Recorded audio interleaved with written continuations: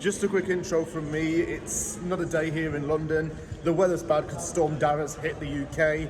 Lots of places on the southwest coast of England have been battered by the storm with 90-mile-an-hour winds. A lot of football games have been cancelled down there as a result, but here in London it's not as windy, but it's still picking up quite a bit. We were thinking of going to a couple of markets, but I don't think they're going to be open, so we're going to stay indoors for most of the day. And there's no better way to stay indoors than to go to a museum, so we're off to the Science Museum today, and then just go from there.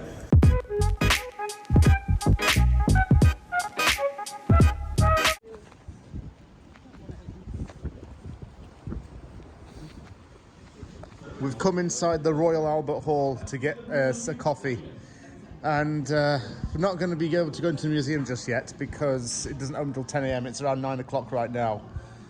This is the wall, and I'm guessing all the people who've performed at this well-known venue. You can see Pavarotti, Seal, Bill Clinton's on there, Monty Python, One Direction are on there as well. Who else? Muhammad Ali. Yeah, loads of quite famous names. I'm about to tuck into my first sausage roll in 5 years. Look how fancy this looks with all like the cross pattern and everything. It looks so good. Probably can't see it too well on the camera, then again you might be able to. It's absolutely legging it down right now. So we've had a bit of a debate as to what we're going to do next. Are we going to go to the museum or not? And we've decided we're going to go to Harrods instead. We've then had to make the decision, are we going to walk it, or are we going to tube it even though it's one stop away? And the final decision is we're going to tube it, because if we walk it, we're just going to get blown about. We're going to end up like Dorothy and all that, and end up, you know, having a little sing and dance with a Tin Man and a lion and all that. So we're not going to do that, and we're going to be instead going off to Harrods on the train. But first, I'm just going to show you the exterior of the Royal Albert Hall.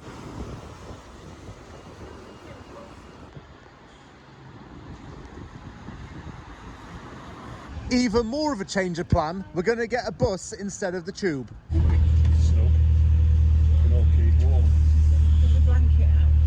We went the wrong way on the bus, so we had to change, go to the other side of the street, come back this way, and now we're on the way to Harrods, for sure.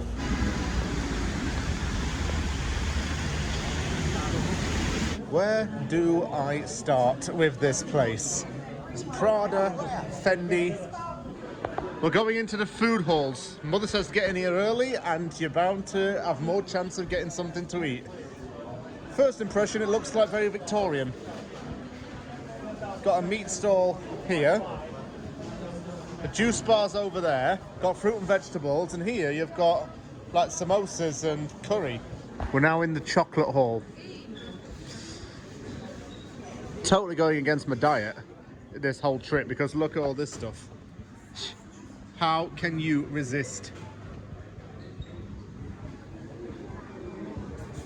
It's Harrods Chocolatier there. We are back in the main food hall. Here are some wild fungi. You come across here, you get some mochi. I think that's how you pronounce it. Over here is traiteur, some fancy French cuisine. Fishmongers. Here is more like shepherd's pie, fish pie, prawn cocktails. Yeah, we're now coming into the bakery. Bread, obviously. It's the main thing. There's coffee, more coffee, pastries, crisps over here, and a coffee bar. We're out of the food bit and we're now in the perfume bit. We're getting in all the fancy designer stuff. The stuff that I'm just going to look at with my eyes and know that I can't physically buy for a couple of years. But I do have a dream. Trust me. Look at all this stuff. You got like Fragrance du Bois, Voyage à Paris, Christian Dior. I have a Dior fragrance actually. This is what I want to be. Menswear. You have Dolce & Gabbana right away as soon as you come in. Look at that tux. Well, that silk material. Even the shoes as well, very shiny.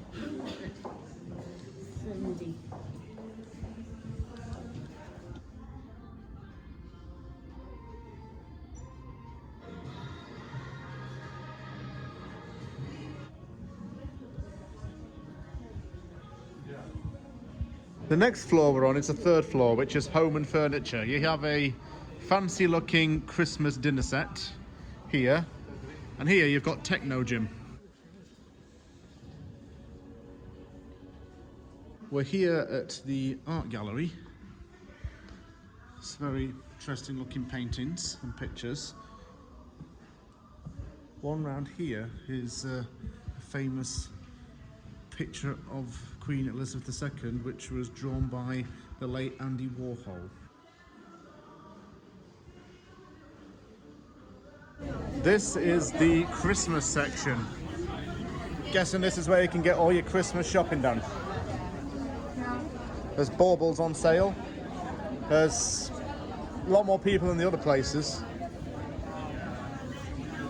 So they must have some discounts, if you could even call it that. We're back outside. We're going to get on the tube now and get back to the Science Museum. It's one stop away.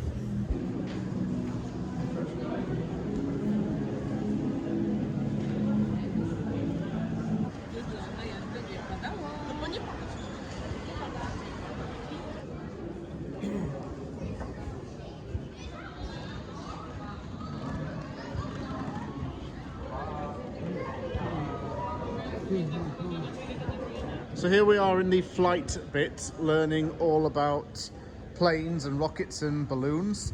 Here is a balloon, the 1783 Montgolfier balloon, which was invented by Joseph Michel and Jacques-Étienne Montgolfier in the 18th century. Look at all these engines.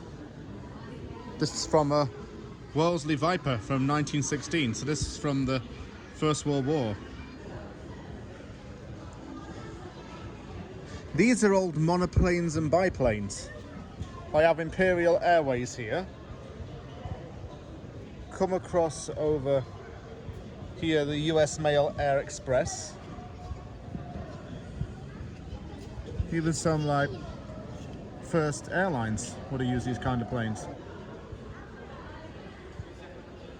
That part was the flight section about aviation. This is about how London became a major hub for technology and science over the centuries. It's also got the Clockmakers Museum. Well, look at this. Different ways of telling the time. So you've got a table clock, a sundial. Yeah. A panorama London. A Compedonium rule from 1754 and old map of London from around the 16th century. One of the goats of science, Isaac Newton. Pictured here for a portrait painted in 1703.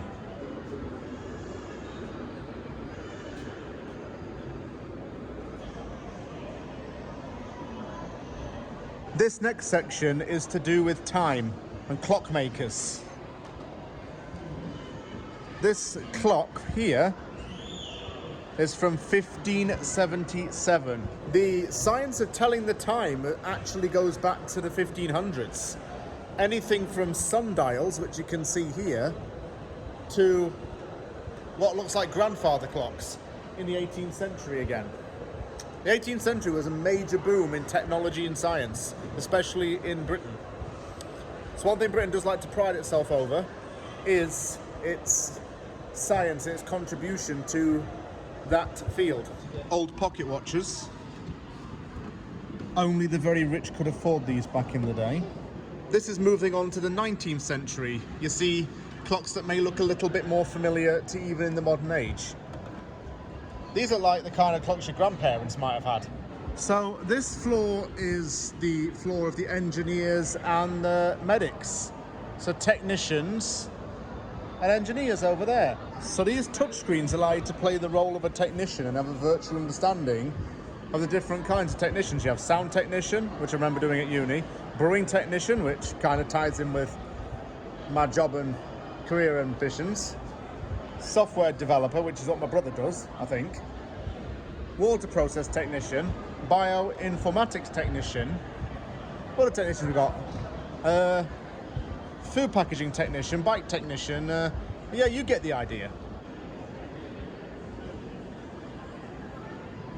Medicine next.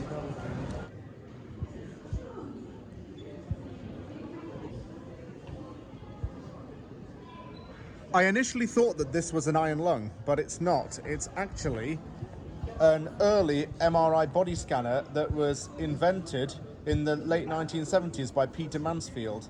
It was invented by his team at the University of Nottingham.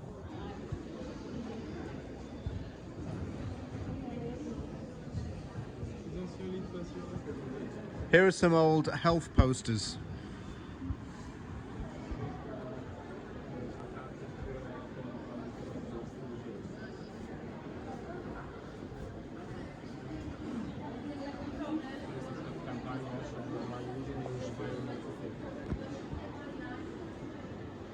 This is the iron lung that I mentioned earlier.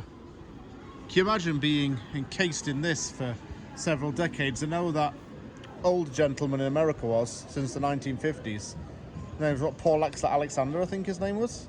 He died quite recently, and he lived in this for 70 plus years of his life. This is an old chemist's, what it would have looked like.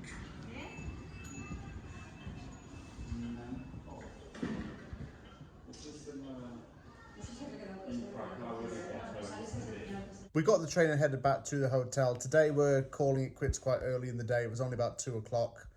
The weather wasn't great. I think there was some disruption caused by the wind, and that caused sections of the underground to be closed off. So we had to walk for quite a bit to get on the South Kensington, to get in the South Kensington station. But we're back at the hotel right now. Yeah, seen the Science Museum, Royal Albert Hall, eating the sausage roll in the Royal Albert Hall. Been to Harrods. Yeah, pretty busy day. Gonna go out a little bit later to eat and then call it a night. So thank you for watching this video. Take care, everyone. I'll see you all again tomorrow.